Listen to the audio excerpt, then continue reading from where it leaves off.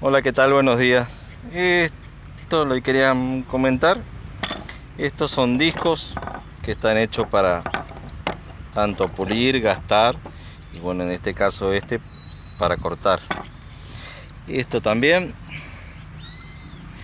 todo es de carburo de silicio, menos esto que bueno, que es un material diamantado. Esto lo que hace es, por ejemplo, a ver si se ve, ahí está. Todas esas cachaduras que bueno, no tendrían que haber venido porque en teoría estas piezas vienen de una marmolería, no tendrían que estar, pero bueno, vinieron. Así que lo que hace esos discos es borrarlo.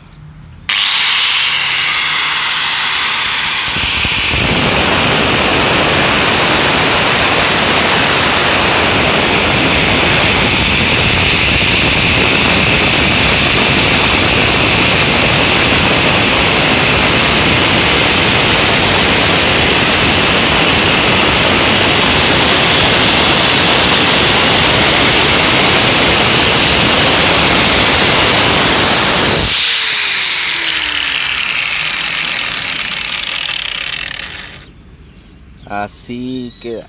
Bueno, ahora yo con las dos manos lo emparejo mejor, pero bueno, esa sería la idea. Le devuelve el filo.